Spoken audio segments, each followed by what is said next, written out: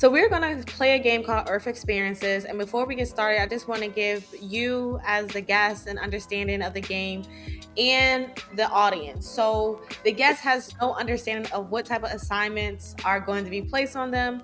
We are going to be looking at some different topics that's going to be by surprise. So the point of the game is to practice mindfulness, is to practice areas where we can expand our discussion. So please note the game involves discussions based on random clips covering various potentially sensitive topics depending on the receiver. Our guests are responding under time constraints, which is 1 minute for each assignment and without prior knowledge of the assignment. So audience, be open-minded and respect the spontaneous nature and diversity of our guest responses because they are underneath restraint. And the views are expressed are not reflective of the whole sort of creators, but are part of our challenge to design and provoke thought and dialogue. So with all that said, are you ready to start? I am. All right, so I'll just need you to pick two from the board. It could be two letters, two numbers, or a letter and a number. Q60. If someone says something to you that has no relationship to reality, you never react to it. You are from Mars and I finally figured it out. And you actually have two heads and one of them you keep under that big hairdo. You're not likely to say, no, I'm not. No, I'm not. I'm definitely an earthling. It just doesn't match. If you react at all, that means that there's some place where the vibration of what's being said to you matches some vibration in you. That vibration could be, and it often is, because there's some truth in what's being said, or that you fear there might be truth. Now, if the universe brings you a message that disconcerts you, there's a message worth listening to here. That doesn't mean that the criticism is right. It just means that somehow you're vulnerable to it. And what you should become interested in is your own vulnerability. Why am I vulnerable on this point? Not what did they say and is it true, but why am I vulnerable? And that often turns out to be a much more interesting conversation. And it's an internal conversation that you can have with God, with your own higher consciousness. Why am I reacting to this? What am I afraid of? So I'm going to place into the chat a few assignments. You're going to just look at the titles alone without any understanding where they are. And then I'll share with you what the assignment is for 1 minute.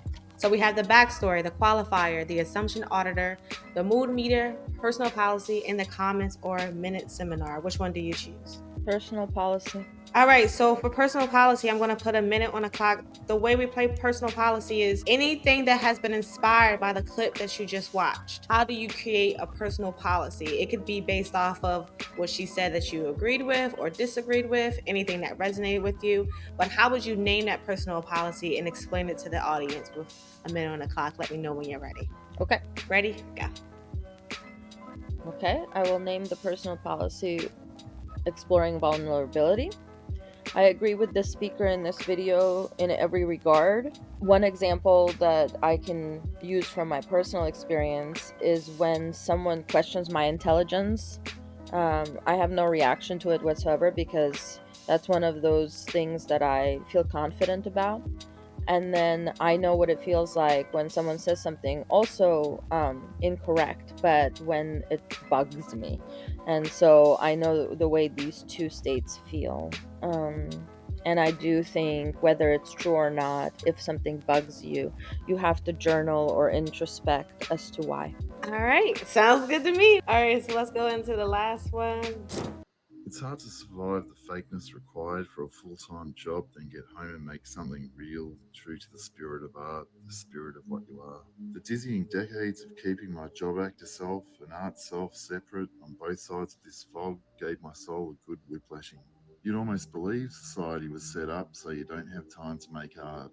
We're told to get a real job, implying that art isn't. So I've come to realise it's because you're dangerous when you make something beautiful. You're dangerous when you make something beautiful because when you miraculously find the space between the concrete cracks to grow something beyond the box of culture, it can't be controlled and you might stir others' hearts. During my 9 to 5, I learned quickly that you weren't allowed to talk about anything outside your job actor role unless it was about your child, renovation, or overseas adventure, as if these extracurricular pursuits were to enact. For most, the roadmap to life seemed to be get your shit together, then get your affairs in order. At the end of the day in the office, I'd do the walk of shame past co workers performing busy work.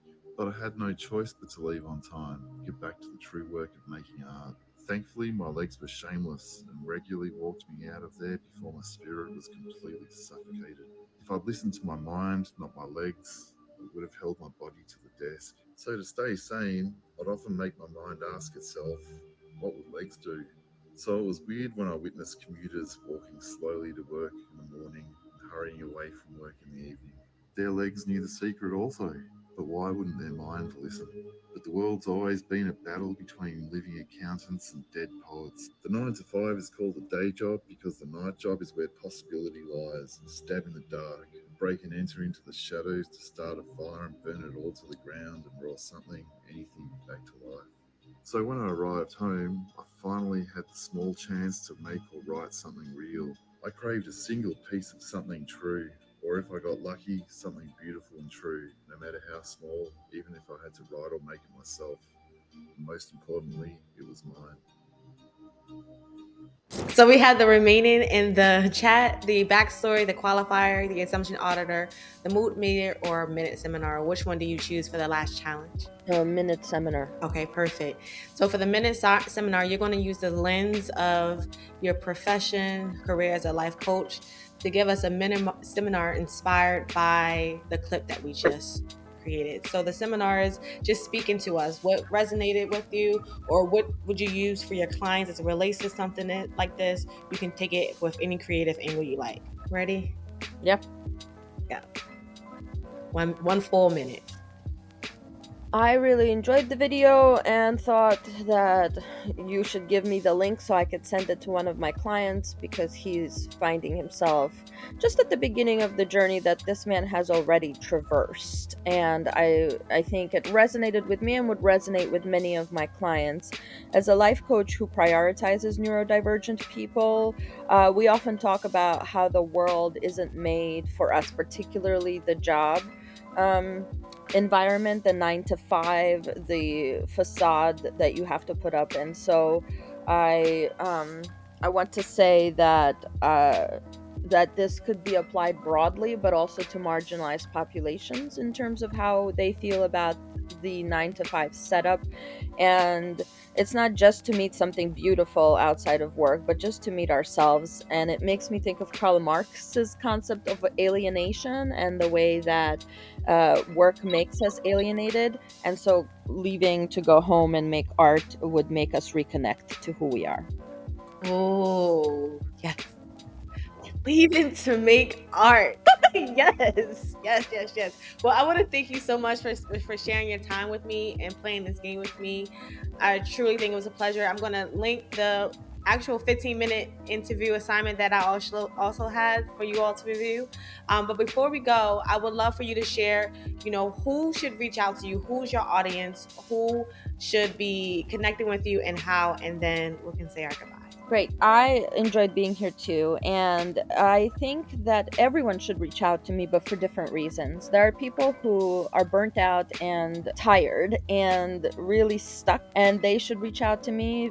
And primarily folks in their 30s and 40s, 50s who are moms and who are juggling, a variety of issues. But I think everyone else should reach out to me for a different reason, which is to understand what they might be missing in terms of their perspective on life, especially people who are starting new businesses and who want to do them differently to get out of the stagnation that comes with working a corporate job or an industry job. And it's where we would have a discussion about having a different vision for our life, a more liberatory vision. So folks can find me at defiantlifecoaching.com, and I'm also on every platform as Defiant Life Coaching. So whether it's X or YouTube or Instagram or especially TikTok, which is my favorite platform, you should follow me. And I just cover a variety of topics that I think people want to talk about right now, that pertains to being frustrated or becoming awake spiritually or finally being yourself. And so I try not to limit the way that I would work with someone, but I welcome everyone to reach out. I love that. Well, until next time, everyone. Bye. Thank you for tuning in. If Simone's conversation sparked your interest, visit defiantlifecoaching.com for more on embracing life challenges and turning them into opportunities. Learn about her coaching methods and how they can help redefine your approach to life hurdles. Begin your transfer journey